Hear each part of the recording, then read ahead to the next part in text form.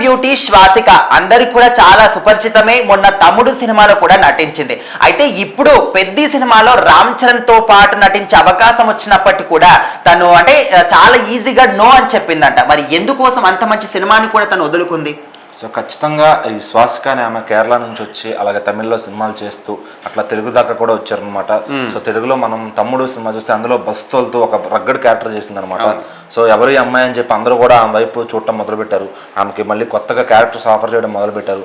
Already ఆమె తమిళ్లో సినిమాలో చూసుకుంటే కొంచెం ఏజ్డ్ క్యారెక్టర్స్ చేస్తుందన్నమాట. సో అవి చూసి ఇక్కడ పెద్ద సినిమాలో కూడా ఒక హీరోకి తల్లి క్యారెక్టర్ చేస్తే బాగుంటుందని డైరెక్టర్ గారు భావించారంట.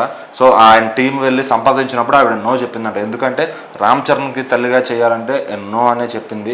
సో ఎందుకంటే ఇప్పుడు రామ్ చరణ్ పక్కన ఎవరన్నా హీరోయిన్గా చేయాలని ఆశపడతారు, కానీ తల్లిగా చేయాలని అంటే ఒక లెస్ దాన్ 40 years ఉన్న వాళ్ళు ఎవరు అనుకోరు అనమాట. సో మరి మన రంగస్థలం చూసుకుంటే అందులో అనసూయ గారు కూడా అది చేయడానికి చాలా ఆలోచించారు. బట్ క్యారెక్టర్ పేరు వస్తుందని చెప్పి ఆవిడ ఖచ్చితంగా చేశారనమాట. సో ఇది కూడా అంతే. ఇప్పుడు పెద్ద సినిమాలో కూడా అదొక రూటెడ్ మూవీ. దీంట్లో ఖచ్చితంగా క్యారెక్టర్ వదులుకుంటే తర్వాత బాధపడతారు. అంటే అరే అనవసరంగా చేసి ఉంటే బాగుండేదే, మంచి పేరు వచ్చేదేమో అని. ఎందుకంటే ఆవిడ ఆల్రెడీ ఇలాంటి క్యారెక్టర్ చేసింది, కొంచెం ఏజ్డ్ పాత్ర క్యారెక్టర్ చేసింది. సో కొత్త అయితే అనుకోవచ్చు చేయను అని రోజు చెప్పడానికి. బట్ ఎందుకంటే ఇంకా రామ్ చరణ్ గారి పక్కన చేయడానికి ఎవరు అట్లా ఇది చూపరు అనమాట. అంతకుముందు కూడా ఇప్పుడు మంచు లక్ష్మి గారికి అట్లాగా ఆఫర్ వచ్చిందంట ప్రభాస్కి తల్లిగా అంటే నేను చేయను అని చెప్పి.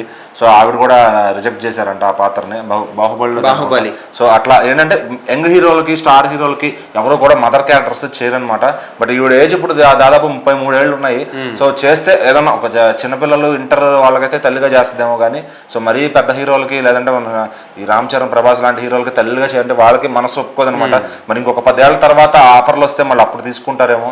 సో అంతవరకు ఎప్పుడు కూడా ఫీల్ అవుతారనమాట. ఒక క్యారెక్టర్ అరే ఇది మిస్ అయిపోయామే, ఆ సినిమా బాగా పండి వాళ్ళకి అవార్డులు వచ్చిన తర్వాత ఇది నేను చేస్తుంటే బాగుండని ఇప్పటికీ మన తెలుగు సినిమాలు వదులుకున్న వాళ్ళు చాలా మంది రిలైజ్ అయ్యారు.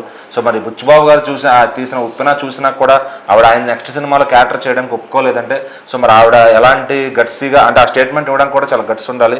సో బట్ హానెస్ట్గా చెప్పింది ఇప్పుడు నాకు ఆ వయసు లేదు చేయను అని చెప్పి. సో దాన్ని సోషల్ మీడియాలో ఇప్పుడు వైరల్ చేస్తున్నారు అనమాట.